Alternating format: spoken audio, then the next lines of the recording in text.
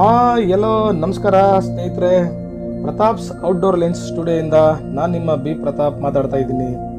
ಇವತ್ತು ದಕ್ಷಿಣ ಕ್ಷೇತ್ರವಾದ ಶ್ರೀ ಆದಿಚುಂಚನಗಿರಿ ಬಗ್ಗೆ ನಿಮಗೆ ತೋರ್ಸಕ್ಕೆ ಹೊರಟಿದ್ದೀನಿ. ಬನ್ನಿ ಎಲ್ಲರೂ ನನ್ನ ಜೊತೆ ಎಂಜಾಯ್ ಮಾಡಿ ಅಂತ ಹೇಳ್ತಾ, ಶ್ರೀ ಆದಿಚುಂಚನಗಿರಿ ಕ್ಷೇತ್ರ ಮಂಡ್ಯ ಜಿಲ್ಲೆಯ ನಾಗಮಂಗಲ ತಾಲೂಕಿನ ಬೆಳ್ಳೂರು ಹಾಗೂ ತುರುವೇಕೆರೆ ತಾಲೂಕು ಮಾಯಸಂದ್ರಕ್ಕೆ ಅತಿ ಸಮೀಪದಲ್ಲಿರುವ ಪುಣ್ಯಕ್ಷೇತ್ರ ಆದಿಚುಂಚನಗಿರಿ. ಇದು ಬೆಂಗಳೂರಿನಿಂದ 110 ಕಿಲೋಮೀಟರ್ ಇದ್ದು ಮಂಡ್ಯದಿಂದ 66 ಕಿಲೋಮೀಟರ್ ದೂರದಲ್ಲಿದೆ. ಗಿರಿ ಹೆಸರೇ ಹೇಳುವಂತೆ ಇದೊಂದು ಗಿರಿ ಪ್ರದೇಶ. ಸ್ಥಳ ಪುರಾಣಗಳ ಪ್ರಕಾರ ರಿತ್ಯ ತ್ರೇತಾಯುಗದಲ್ಲಿ ಇಲ್ಲಿ ಚುಂಚನೆಂಬ ರಾಕ್ಷಸ ನೆಲೆಸಿದ್ದನಂತೆ. ಪರಶಿವ ಈ ರಾಕ್ಷಸನನ್ನು ಕೊಂದು ಇಲ್ಲಿಯೇ ಕಾಲಭೈರವನಾಗಿ ನೆಲೆಸಿದನಂತೆ. ಅಂದಿನಿಂದ ಕ್ಷೇತ್ರಕ್ಕೆ ಚುಂಚನಗಿರಿ ಎಂಬ ಹೆಸರು ಬಂದಿದೆ. ಸ್ಥಳೀಯರು ಹೇಳುವ ಪ್ರಕಾರ ಇಲ್ಲಿ ಬಹಳ ಹಿಂದೆ ದಟ್ಟವಾದ ಬಿದಿರು ಮೇಳೆ ಇತ್ತಂತೆ. ಬೆಳ್ಳೂರಿನ ಪಾಳೆಗಾರ ತನ್ನ ಮಗುವಿಗೆ ತೊಟ್ಟಲು ಮಾಡಿಸಲು ಗಿಣ್ಣಿಲದ ಬಿದಿರು ತರಲು ಈ ಗಿರಿಗೆ ಮೇದರನ್ನು ಕಳಿಸಿದನಂತೆ. ಮಧ್ಯದ ಬೆಟ್ಟದಲ್ಲಿ ಬಂದು ಗಿಣ್ಣಿಲದ ಬಿದಿರು ಹುಡುಕಿದ ಮೇದರು ಅದನ್ನು ಕಡಿಯಲು ಹೋದಾಗ ಅವರ ಮಚ್ಚು ಶಿವಲಿಂಗಕ್ಕೆ ತಾಗಿ ಅವರು ಅಲ್ಲಿ ರಕ್ತಕಾರಿ ಸತ್ತರಂತೆ. ಇಂದಿಗೂ ಇಲ್ಲಿ ಮೇದರ ತಲೆಗಳನ್ನೆಲ್ಲಾದ 3 ಕಲ್ಲಿನ ಮುಂಡಗಳನ್ನು ಇವೆ ಅಂತ ಹೇಳ್ತಾರೆ. ಮೇದರು ಮಚ್ಚಿನಿಂದ ಕಚ್ಚಾದ ಶಿವಲಿಂಗವೂ ಕೂಡ ಇಲ್ಲಿ ಇದೆ ಅಂತಾನೆ ಹೇಳ್ಬೋದು.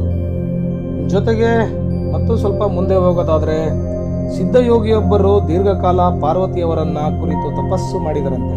ಶಿವ ಪ್ರತ್ಯಕ್ಷನಾಗಿ ತನ್ನ ಅಂಶಯುಕ್ತವಾದ ಪೀಠವೊಂದನ್ನು ಇಲ್ಲಿ ಸ್ಥಾಪಿಸಿ ತನ್ನ ಪ್ರತಿನಿಧಿಯಾಗಿ ಆ ಸಿದ್ಧಯೋಗಿಯನ್ನು ಇಲ್ಲಿಯೇ ಇರಲು ಹೇಳಿದನಂತೆ.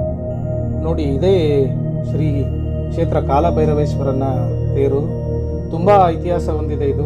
ಪ್ರತಿ ವರ್ಷ ಇಲ್ಲಿ ಜಾತ್ರೆ ಕೂಡ ನಡೆಯುತ್ತೆ. ಜೊತೆಗೆ ಅತಿ ವಿಜೃಂಭಣೆಯಿಂದ ತೇರನ್ನು ಕೂಡ ಇಲ್ಲಿ ಎಳೆಯಲಾಗುತ್ತೆ. ಸೊ ಹಾಗೆ ಸ್ವಲ್ಪ ನಾವು ಮುಂದೆ ಹೋಗೋದಾದರೆ ಬಂದು ನೋಡಿ, ಎಂಟ್ರೆನ್ಸ್ ಹತ್ರ ಬಂದ್ವಿ. ಈ ಬೃಹದಾಕಾರದ ನಿಮಗೆ ಹೆಬ್ಬಾಗಲು ಏನು ಕಾಣಿಸ್ತಾ ಇದೆ, ಇಲ್ಲಿಗೆ ಹೊಂದಿಕೊಂಡ ಆಗಿರುವ ಮೆಟ್ಟಿಲುಗಳ ಮೂಲಕನೂ ಕೂಡ ನಾವು ಶ್ರೀ ಕಾಲಭೈರವೇಶ್ವರನ ದರ್ಶನ ಮಾಡಬಹುದು. ಸ್ವಾಮಿಯಾದ ಶ್ರೀ ಗಂಗಾಧರೇಶ್ವರ ಅವರವರಿಗೆ ನಮಸ್ಕರಿಸುತ್ತಾ ಬನ್ನಿ, ನಾವು ಈ ಮೆಟ್ಟಿಲುಗಳ ಮೂಲಕ ಶ್ರೀ ಕಾಲಭೈರವೇಶ್ವರ ಸ್ವಾಮಿಯ ದರ್ಶನವನ್ನು ಕೂಡ ಮಾಡೋಣ. ಹಾಗೆ ಹೇಳೋದಾದರೆ, ಕಾರಲ್ಲಿ ಮತ್ತು ಬೈಕಲ್ಲಿ ಇನ್ನಿತರ ವಾಹನಗಳಲ್ಲಿ ಬರುವಂಥ ಪ್ರಯಾಣಿಕರು ರಸ್ತೆಯ ಮೂಲಕನೂ ಮೇಲ್ಗಡೆ ದೇವಸ್ಥಾನಕ್ಕೆ ಹೋಗುವಂಥ ದಾರಿಯ ವ್ಯವಸ್ಥೆ ಇದೆ. ಆದರೆ ಹರಕೆ ಹೊತ್ತಿರುವಂಥವರು ಮತ್ತು ಬಸ್ಸಿನಲ್ಲಿ ಬಂದಂಥ ಭಕ್ತಾದಿಗಳು ಈ ಮೆಟ್ಟಿಲು ಮೂಲಕನೇ ಹೋಗ್ತಾರೆ ಅಂತ ಹೇಳ್ಬೋದು. ನೋಡಿ, ಪುಟ್ಟ ಮಗು ಮೆಟ್ಟಿಲಿನ ಅಂಬೆಗಾಲಲ್ಲಿ ಹತ್ತುತ್ತಾ ಇದೆ. ಬೆಟ್ಟದ ಹಿನ್ನೆಲೆಯಲ್ಲಿ ಕಂಗೊಳಿಸುವ ಭವ್ಯವಾದ ದೇವಾಲಯ ಗೋಚರಿಸುತ್ತದೆ. ಮೆಟ್ಟಿಲಿನ ಮೇಲೆ ಹೋಗುತ್ತಿದ್ದಂತೆ ಎಡಭಾಗದಲ್ಲಿನ ಕಲ್ಲಿನ ಪಾದಿಕೆ ಇರುವ ಪುಟ್ಟ ಮೂಲ ದೇವಾಲಯವಿದೆ. ಮೂಲ ದೇವಾಲಯದ ಎದುರಿನ ವಿಶಾಲ ಪ್ರದೇಶದಲ್ಲಿ 4 ದಿಕ್ಕಿಗೆ 30 ಅಡಿ ಎತ್ತರದ ಭವ್ಯ ಬಾಗಿಲುಗಳು ನೋಡಬಹುದು. ಹಾಗೆ ಶ್ರೀ ಕಾಲಭೈರವೇಶ್ವರನ ದರ್ಶನಕ್ಕೆ ಈ ಬೃಹದಾಕಾರದ ಹೆಬ್ಬಾಗಿಲು ಏನಿದೆ ಅದರ ಒಳಗಡೆನೇ ನಾವು ಪ್ರವೇಶ ಮಾಡಬೇಕು. ನೋಡಿ, ಎಡ ಮತ್ತು ಬಲ ಅತಿ ಎತ್ತರವಾದ ಒಂದು ಹೆಬ್ಬಾಗಿಲನ್ನು ನಾವು ಪ್ರವೇಶ ಮಾಡಿ ಒಳಗಡೆ ಹೋಗೋದಾದರೆ ಬೃಹತ್ ದೇವಾಲಯದಲ್ಲಿ ಕಾಲಭೈರವೇಶ್ವರನ ಮೂಲ ಮೂರ್ತಿ ಹಾಗೂ ಗರ್ಭಗೃಹದ ಎದುರು ಮತ್ತು ಪ್ರಕಾರದ ಸುತ್ತಲೂ ಇರುವ ಪ್ರತಿಯೊಂದು ಕಂಬದಲ್ಲೂ ಶ್ರೀ ಕಾಲಭೈರವೇಶ್ವರನ ನಾನಾ ರೂಪಗಳನ್ನು ಬಿಂಬಿಸುತ್ತವೆ.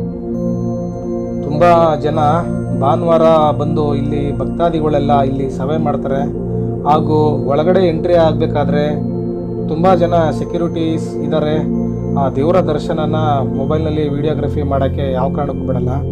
ಸೊ ಹಾಗಾಗಿ ಕಾಲಭೈರವೇಶ್ವರನ ದರ್ಶನನ ನಾನು ಹೇಗೋ ಮಾಡ್ತಾ ಇದ್ದೀನಿ, ನೋಡಿ ಸಂಪನ್ನರಾಗಿ ಅಂತ ಹೇಳ್ತಾ, ಕಾಲಭೈರವೇಶ್ವರ ಸ್ವಾಮಿಗೊಂದ್ಸರಿ ಉಗೆ ಹೇಳಿ ಎಲ್ಲರಿಗೂ ಕಾಲಭೈರವ ಒಳ್ಳೇದು ಮಾಡಲಿ ಅಂತ ಹೇಳ್ತಾ, ಕಾಲಭೈರವ ಸ್ವಾಮಿ ದರ್ಶನ ಮಾಡಿದ ನಂತರ ಹಾಗೆ ನಾವು ಒಳಗಡೆ ಹೋದರೆ ವಿಘ್ನೇಶ್ವರ ದೇವರನ್ನು ನೋಡ್ಬೋದು. ಹಾಗೆ ಆದಿಶಕ್ತಿ ಮಹಾಶಕ್ತಿ ಆದಿಶಕ್ತಿ ದೇವಿಯ ದರ್ಶನವನ್ನು ಕೂಡ ನಾವು ಮಾಡ್ಬೋದು.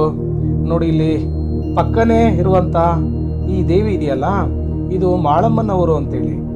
ಮಾಳಮ್ಮನವರು ಮತ್ತು ಆದಿಶಕ್ತಿ ದೇವರ ಹಿಂಭಾಗದಲ್ಲಿ ಇರುವಂಥ ಈ ದೇವಿಯರು. ಹಾಗೆ ಮುಂದೆ ಬಂದರೆ ಸ್ತಂಭಾಂಬನವರ ವಿಗ್ರಹ ಇದೆ. ಈ ತಾಯಿ ಸಕಲ ಕಾಯಿಲೆಗಳನ್ನು ಪರಿಹರಿಸುತ್ತಾಳೆ, ಸಂತಾನ ಭಾಗ್ಯವಿಲ್ಲದವರಿಗೆ ಸಂತಾನ ಕರುಣಿಸುತ್ತಾಳೆ ಎಂದು ಹೇಳ್ತಾರೆ. ಇಲ್ಲಿ ನಾವು ನೋಡ್ತಾ ಇದ್ದೀರಾ, ಇದು ಬೆಳ್ಳಿ ವಿಗ್ರಹಗಳು, ಬೆಳ್ಳಿ ರಥ ಅಂತಲೇ ಹೇಳ್ಬೋದು. ಈ ಬೆಳ್ಳಿ ರಥಗಳು ನೋಡಿ, ಈ 3 ರಥ ಏನಿದೆ ಇದು ದೇವಸ್ಥಾನದಲ್ಲಿ ಒಳಗಡೆ ಇರುವಂಥ ಒಂದು ಆಕರ್ಷಕವಾದ ಒಂದು ರಥಗಳು, ತುಂಬ ಚೆನ್ನಾಗಿದೆ. ಹಾಗೆ ಒಳಗಡೆ ದೇವರ ದರ್ಶನ ಪಡೆದು ಪೂರ್ವ ದ್ವಾರದಿಂದ ನಾವು ಹೊರಗಡೆ ಬಂದರೆ ಬೆಟ್ಟದ ಮೇಲಿರುವ ಚೋಳರ ಕಾಲದ ಪುರಾತನ ದೇವಾಲಯಕ್ಕೆ ಹೋಗಲು ಮೆಟ್ಟಿಲುಗಳಿವೆ. ನೋಡ್ತಾ ಇದ್ದೀರಾ, ಈ ಮೆಟ್ಟಿಲುಗಳೆಲ್ಲ ಏನು ನಿಮಗೆ ಕಾಣಿಸ್ತಾ ಇದೆ? ಇದು 3 ಪುಟ್ಟ ದೇವಾಲಯಗಳಿದ್ದು ಅದರ ಹಿಂಭಾಗದಲ್ಲಿ 27 ಅಡಿ ಎತ್ತರದ ಏಕಶಿಲೆಯಲ್ಲಿ ಕೆತ್ತಲಾದ ನಾಗಲಿಂಗೇಶ್ವರನ ಮೂರ್ತಿ ಕೂಡ ಇದೆ. ನಾಗಲಿಂಗೇಶ್ವರನ ಮೂರ್ತಿ ಇದೆ. ಸಾಲುಗಂಬಗಳಿಂದ ಕೂಡಿದ ಈ ದೇವಾಲಯದ ನೋಟ ಅತಿ ರಮ್ಯ. ಮಠದ ವತಿಯಿಂದ ನಿತ್ಯ ಅನ್ನದಾಸೋಹ ಕೂಡ ನಡೆಯುತ್ತೆ ಅಂತ ಹೇಳ್ತಾ, ಬನ್ನಿ ನಾವು ಬೆಟ್ಟದ ಮೇಲೆ ಯಾವ್ಯಾವ ದೇವರುಗಳಿದೆ, ಅದರ ವಿಶೇಷತೆ ಏನು ಅಂತೇಳಿ ನೋಡ್ಕೊಂಬರೋಣ. ನೋಡಿ, ಎಲ್ಲ ಎಷ್ಟು ಜನ ಓಡ್ತಾ ಇದ್ದಾರೆ, ಎಲ್ಲ ಒಂದು ಎಷ್ಟು ತುಂಬ ಆಸಕ್ತಿಯಿಂದ ಓಡ್ತಾ ಇದ್ದಾರೆ. ನಾವು ಸ್ವಲ್ಪ ನಿಧಾನಕ್ಕೆ ಹೋಗೋಣ. ಮೆಟ್ಲುಗಳು ಹತ್ತಬೇಕಾದ್ರೆ ಅತಿ ಜಾಗ್ರತೆಯಿಂದ ಹತ್ತಬೇಕು ಅಂತ ಹೇಳ್ತಾ, ನಾವು ಈ ಕಾಲಭೈರವೇಶ್ವರನ ದೇವರ ದರ್ಶನವನ್ನು ಮಾಡಿ ಬೆಟ್ಟದ ಕಡೆ ನಾವು ಹೋಗೋದಾದರೆ ನಮಗೆ ಮೊದಲು ಬಸವೇಶ್ವರ ವಿಗ್ರಹ ಕಾಣಿಸುತ್ತೆ. ಹಾಗೇ ಕೆಳಗಡೆ ನಿಂತ್ಕೊಂಡು ಒಂದು ಮೇಲ್ಗಡೆ ವ್ಯೂನ ನೆನೆಸ್ಕೊಂಡ್ರೆ ರೋಮಾಂಚನ ಆಗುತ್ತೆ. ಬಸವೇಶ್ವರ ಸ್ವಾಮಿಯ ನಾವು ನೋಡುತ್ತಾ ಬೆಟ್ಟದ ಮೇಲೆ ಇರತಕ್ಕಂಥ ಚೋಳೂರೇಶ್ವರ, ಗಳಗಲ್ ಗವಿಸಿದ್ದೇಶ್ವರ ಮತ್ತು ನಾಗರಕಲ್ ನಾಗೇಶ್ವರ ದೇವರುಗಳು ಇದೆ. ಒಂದು ರೋಮಾಂಚನಕಾರಿಯಾದ ಒಂದು ಅನುಭವ ಆಗ್ತದೆ ಅಂತ ಹೇಳಿ ಕಾಲಭೈರವೇಶ್ವರ ಸ್ವಾಮಿಗೆ ನಮಸ್ಕರಿಸುತ್ತಾ, ಇದೇ ಥರ ನನಗೆ ಯಾವಾಗಲೂ ಸಪೋರ್ಟ್ ಮಾಡ್ತಾ ಇರಿ.